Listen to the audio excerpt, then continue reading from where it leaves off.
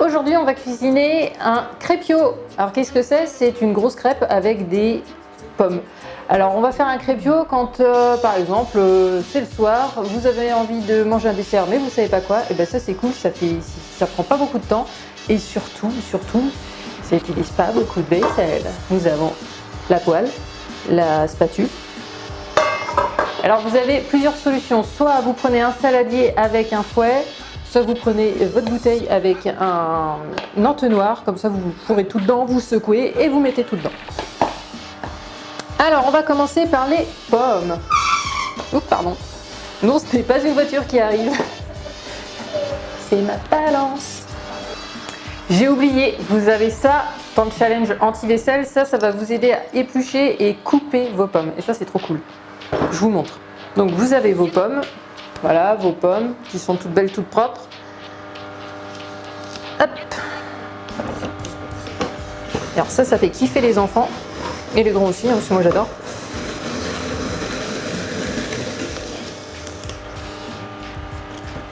Tadam! Et ça, faut faire ça avec des pommes bien fraîches parce qu'autrement elles s'éclatent. Et puis bah, du coup ça fait pas le truc qu'on veut. Première chose à faire, c'est les pommes dans la poêle. Alors ce que je fais, c'est que je mets du beurre. Bah oui, on est en Bretagne, on aime le beurre, hein, forcément.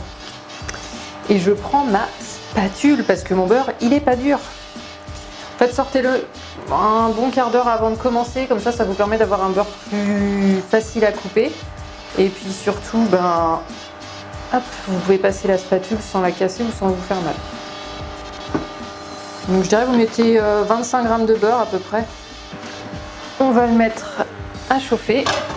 Et alors ce qui est génial, c'est comme elles sont déjà toutes coupées, ben voilà, vous avez juste à tirer dessus et vous faites vos petits cercles à mettre dans la poêle. Alors si vous voyez que ça fait trop, bah, vous mangez des pommes parce que manger des pommes, pour ceux qui connaissent.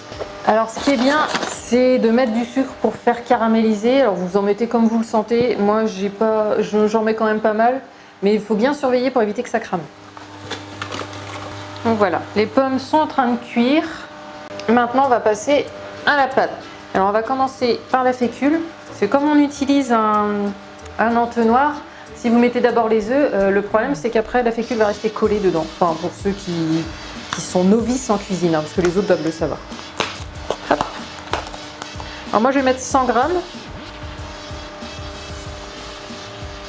Il nous faut des œufs. Moi j'en prends 4.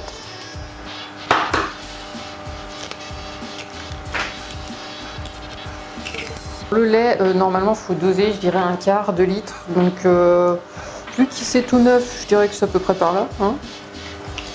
Normalement, selon Norbert, il ne faut pas faire aviner, comme ça, il n'aime pas. Moi, je mets un petit peu d'huile. Alors là, c'est de l'huile de colza. Comme dans les crêpes, en fait. Vous faites des crêpes un peu plus épaisses. C'est comme si vous faisiez un méga pancake. Pareil. Et puis, je dirais qu'il faut mettre un petit peu de sucre, mais pas trop parce que ça va être quand même un peu sucré. Hein. Voilà, on y met un petit peu, histoire de donner un petit peu de goût. J'ai fait la bêtise de mettre les œufs avant de mettre le sucre. Hop. Le bouchon. Et maintenant, c'est parti. Parce que pendant que vous faites ça, vous pouvez regarder vos pommes. Bon bah ça me paraît pas mal. Hein. Alors, comme vous pouvez voir, ça a vachement réduit depuis tout à l'heure, ce qui est normal. Alors vous pouvez les faire brunir un peu, pas les faire cramer, sinon ça va pas être bon.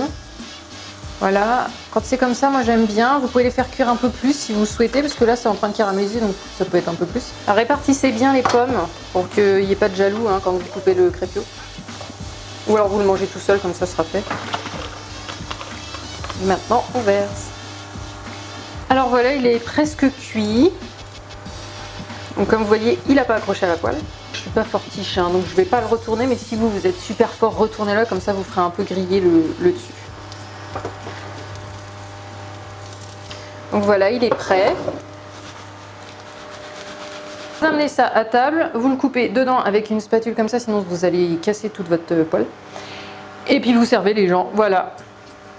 Et bah bon appétit, salut!